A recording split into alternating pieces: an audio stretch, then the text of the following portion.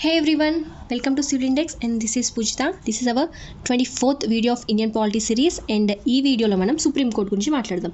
So మనం already మాట్లాడుకున్నట్టే మన government దేని మీద బేస్ అయి ఉంటుంది, legislative, executive and judiciary part కదా. సో జ్యుడిషియరీ పార్ట్ చూసుకునేది మన supreme court. So supreme court అనేది ఎపెక్స్ కోర్ట్. ఓకే, సో మనకి నార్మల్లీ చూసుకుంటే సుప్రీం కోర్ట్ యూనియన్ లెవెల్ అంటే స్టేట్ ఇండియా మొత్తానికి apex judiciary apex court supreme court. Next high courts స్టేట్స్కి ఉంటాయి. సో ఎవరి స్టేట్ వాళ్ళకి హైకోర్ట్స్ ఉంటుంది.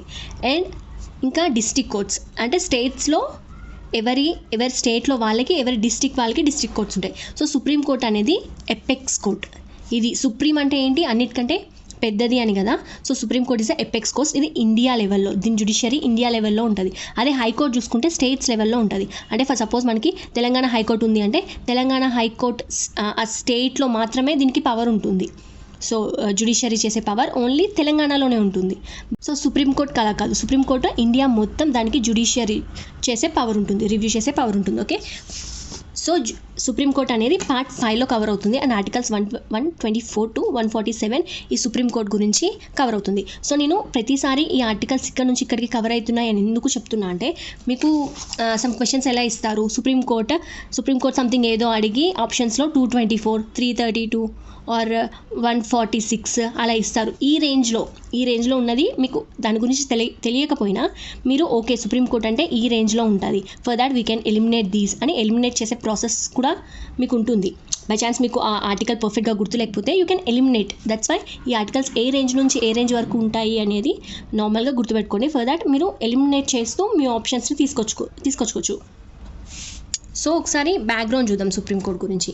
సో 1774లో మనకి మీరు బ్రిటిష్ యాక్ట్స్ గుర్తుపెట్టుకుంటే the first act 1774, regulating act 1773లో మనకి సుప్రీంకోర్టు ఎస్టాబ్లిష్ చేశారు అని ఫస్ట్ మాట్లాడుకున్నాం కదా. సో 1774లో మనకి సుప్రీంకోర్టు అనేది ఎస్టాబ్లిష్ అయింది. ఎక్కడ? పోర్ట్ విలియం, కోల్కతాలో ఉన్న పోర్ట్ విలియంలో అప్పుడు సుప్రీంకోర్టు ఎస్టాబ్లిష్ చేశారు బ్రిటిషర్స్. నెక్స్ట్ 1935 యాక్ట్ ప్రకారం, 1935 గవర్నమెంట్ ఆఫ్ ఇండియా యాక్ట్ ప్రకారం ఫెడరల్ కోర్ట్ని ఇంట్రడ్యూస్ చేశారు, was established.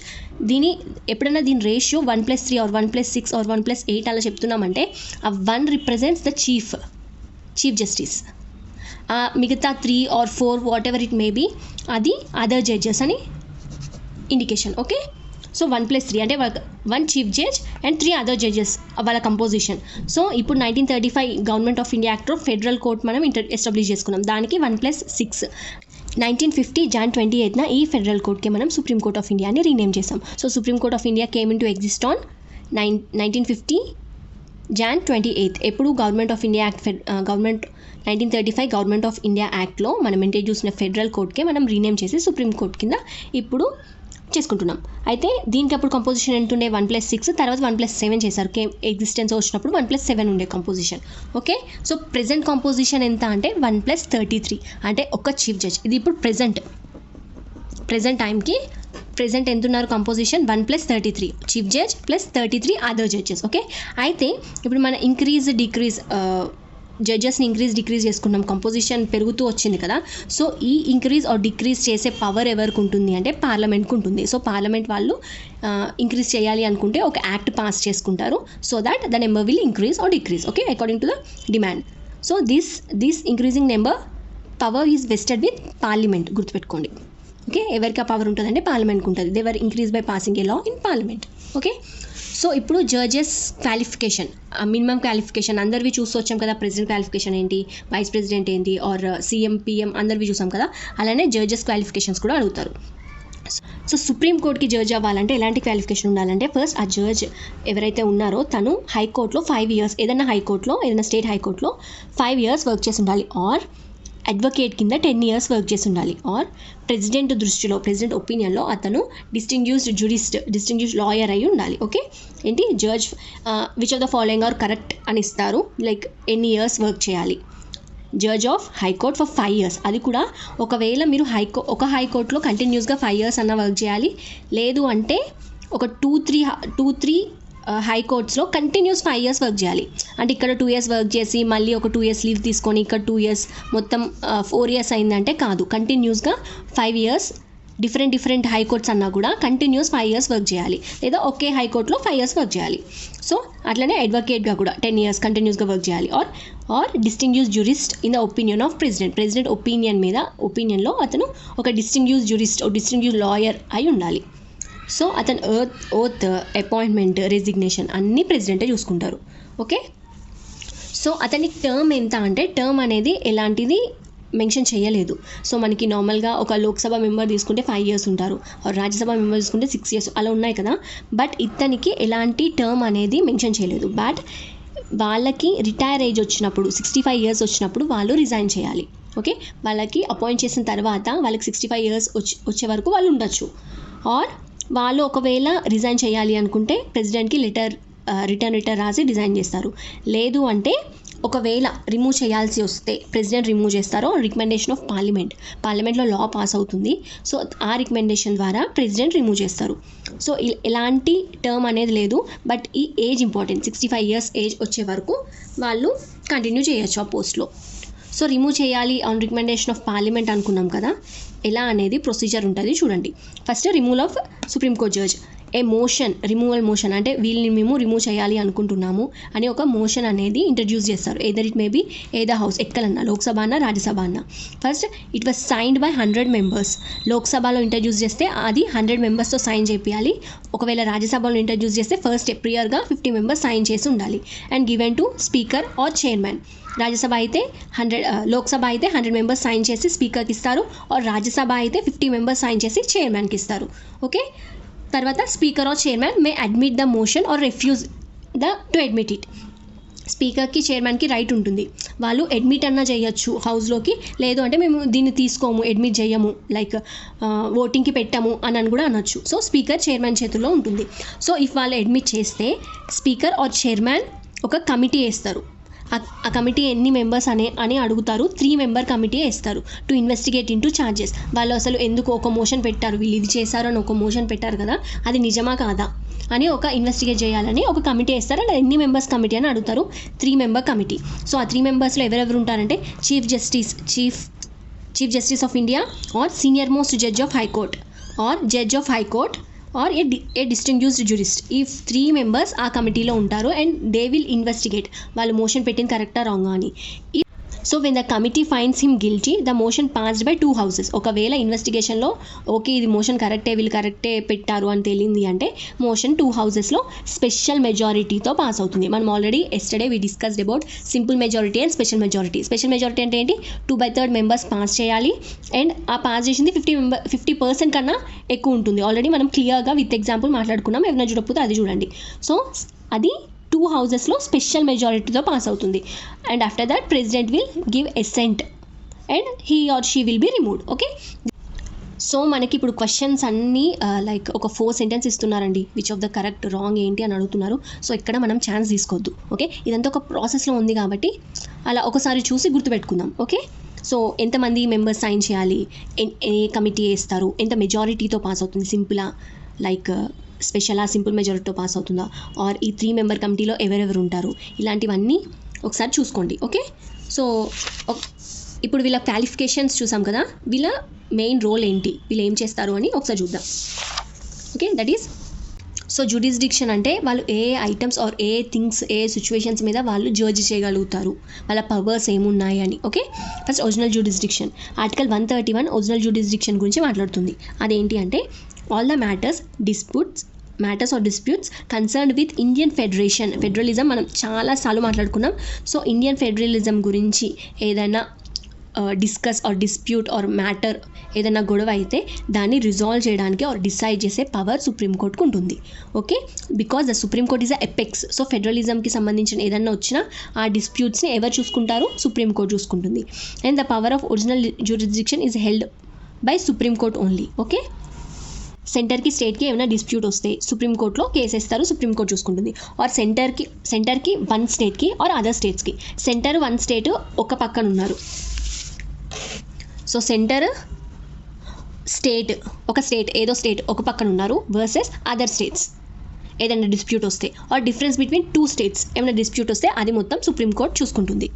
So any suit brought before the Supreme Court by private citizen against the center or state cannot be entertained under this.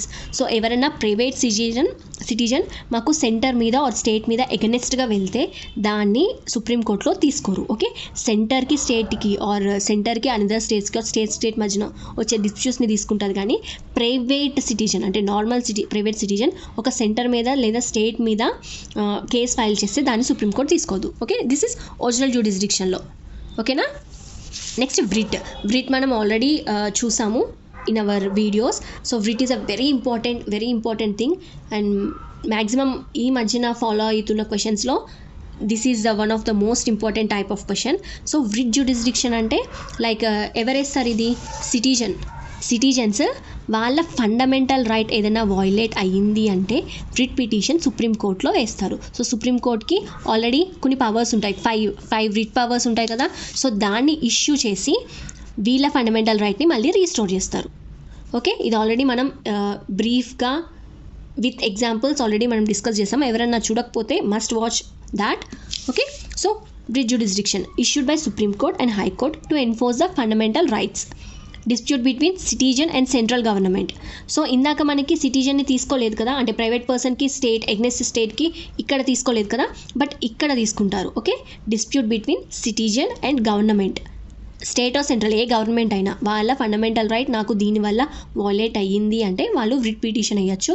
And same వీళ్ళకి 5 types of writs ఉంటాయి. సుప్రీంకోర్టుకి 5 types of writ జారీ చేసే power ఉంటుంది. So అవి జారీ చేసి వాళ్ళ ఫండమెంటల్ రైట్ని మళ్ళీ రీస్టోర్ చేస్తారు. ఓకే, నెక్స్ట్ అప్లియేట్ జ్యూడిస్డిక్షన్ అంటే supreme court is the final court of appeal and hears appeals against the judgment of lower courts. So first నాకు సంథింగ్ ఏదో ప్రాబ్లం ఉంది. సో నేను ఫస్ట్ డిస్ట్రిక్ట్ కోర్ట్స్లో దాన్ని వేసుకున్నా. సో నాకు రాలేదు, I'm not good with that result. So నేను మళ్ళీ హైకోర్టుకి వెళ్తా. హైకోర్టులో కూడా నాకు రాలేదు, సుప్రీంకోర్టుకి వెళ్తా. సో ఇప్పుడు సుప్రీంకోర్టు నా అపెల్ తీసుకొని the final decision will give, అంటే దీనిపైన ఇంకేం లేదు, ఇదే ఎపెక్స్ కోర్ట్, ఇక్కడ నాకు వచ్చిందే ఫైనల్ ఇంకా. So supreme court is a final court of appeal and hears appeals against the judgment of lower court. ఈ లోవర్ కోర్ట్స్లో ఇచ్చిన జడ్జ్మెంట్కి వీళ్ళు రివ్యూ చేస్తారు. సో ఆ జడ్జ్మెంట్ కరెక్టా కాదా, ఎవరు జడ్జ్మెంట్ హైకోర్ట్స్ తప్పుందా లేదంటే అపీల్ చేసుకున్న పర్సన్ తప్పుందా అని ఫైనల్గా జడ్జ్మెంట్ ఇచ్చేది supreme court. Okay, so appeals in constitutional matters, civil matters, criminal matters and special leave ఇలాంటి టైప్స్ ఆఫ్ థింగ్స్ అన్నిటిని సుప్రీంకోర్టులో మనకి లోవర్ కోర్ట్స్లో ఒకవేళ మనకి we're not happy with that అనుకుంటే హయ్యర్ కోర్ట్స్కి ఆర్ సుప్రీంకోర్టుకి మనం అపీల్ చేసుకోవచ్చు. ఓకే, నెక్స్ట్ అనదర్ ఇంకా వీళ్ళకి పవర్స్ ఏమున్నాయంటే ఇంపార్టెంట్ థింగ్స్. ఆర్టికల్ 143 ప్రకారం president can seek the advice from supreme court on the matter of law. President supreme court advice A article ప్రకారం తీసుకుంటారు ఆర్ ఏ ఆర్టికల్ ప్రకారం తీసుకోవచ్చు అంటే 143 article. Okay, supreme court deals with disputes regarding election of president and vice president vice president elect చేసుకునే ప్రాసెస్లో elect చేసుకునే టైంలో ఏమైనా డిస్ప్యూట్స్ ఉంటే అది సుప్రీంకోర్టు డీల్ చేస్తుంది. సో సుప్రీంకోర్టుకి కోర్ట్ ఆఫ్ రికార్డ్ పవర్ ఏ ఆర్టికల్ ప్రకారం ఉంది అని అడుగుతారో ఆర్టికల్ 129. సో ఇంపార్టెంట్ ఆర్టికల్స్ అడిగే ఆర్టికల్స్ అన్ని నేను ఇండికేట్ చేస్తున్నా, అవి గుర్తుపెట్టుకోవడానికి ట్రై చేయండి. కోర్ట్ ఆఫ్ రికార్డ్ అంటే ఇప్పుడు మన సుప్రీంకోర్టులో ఏదైనా జడ్జ్మెంట్ ఇచ్చారు అంటే దాన్ని రికార్డ్ చేసి పెడతారు. రికార్డ్ అంటే either it may be writing or recorded thing, దాన్ని భద్రపరిచి ఉంచుతారు. సో దాట్ మనకి ఇలాంటి కేసు ఏదైనా లోవర్ కోర్ట్స్కి కానీ హైకోర్టులో సుప్రీంకోర్టులో కానీ వచ్చింది అంటే ఈ జడ్జ్మెంట్ని రిఫరెన్స్ కింద తీసుకుంటారు. సో సేమ్ సిచ్యువేషన్ ఈ హైకోర్టులో ఆల్రెడీ ఒక సిచ్యువేషన్ వచ్చింది, జడ్జ్మెంట్ ఇచ్చేసారు, దాన్ని రికార్డ్ చేసుకుంటారు.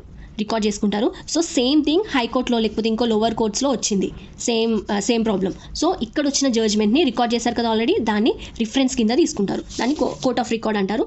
దేని ప్రకారం అంటే ఆర్టికల్ 129 ప్రకారం. Power of judicial review. So ఏమన్నా ఆల్రెడీ జడ్జ్మెంట్ ఇచ్చిన వాటిని మళ్ళీ రివ్యూ చేయాలి అంటే దీనికి పవర్ ఉంటుంది. Its law is binding on all courts in India. Its order is enforceable throughout the country. So Supreme Court ఇచ్చిన order or supreme court is a final court. మనకి India మొత్తంలో మనం అది ఫాలో అవ్వాలి. సో దీని తర్వాత ఏదైనా కోర్ట్ లేదు. సో ఇండియా మొత్తం వీళ్ళు ఇచ్చిన ఆర్డర్ ఆర్ వీళ్ళు ఇచ్చిన జడ్జ్మెంట్స్కి కట్టుబడి ఉంటుంది. ఓకే, సో మనకి హైకోర్ట్స్ లేదా లోవర్ కోర్ట్స్లో ఏమైనా అవ్వింది అంటే మనం సుప్రీంకోర్టుకి వెళ్ళచ్చు. So Supreme Court will give the final decision, ఎవరిది తప్పు ఉందని నీట్గా చూసి ఫైనల్ డెసిషన్ ఇస్తుంది. So it's a binding on all courts, ఇది ఇచ్చిందే ఫైనల్ జడ్జ్మెంట్ అన్నట్టు. Okay, this the powers. So ఆ రిమూవల్ ప్రొసీజర్ నుంచి కూడా క్వశ్చన్స్ అడగచ్చు. అండ్ ఆర్టికల్స్, ఏ ఆర్టికల్ దేని గురించి మాట్లాడుతుంది, వ్రిట్ అయితే చాలా ఇంపార్టెంట్ అండి. ఆర్టికల్ 32 ఈ వ్రిట్స్ నుంచి చాలాసార్లు నేను ఆల్రెడీ ఆ వీడియోలో కూడా చెప్పాను. సిచ్యువేషన్ ఇచ్చి ఈ సిచ్యువేషన్లో ఏ టైప్ ఆఫ్ వ్రిట్ జారీ చేస్తారని అడుగుతారు. సో ఇవన్నీ నీట్గా చూసుకోండి. Our next video we will see about state and central relationship, concurrent list, state list, union list అని ఉన్నాయి కదా. So what it really deals with and వాటి ఆర్టికల్స్ ఏంటి అవన్నీ మనం నెక్స్ట్ క్లాస్లో మాట్లాడుకుందాం. Hope you like this video. If so, do like, share and subscribe to Civil Index and boost me up to do more. Thank you.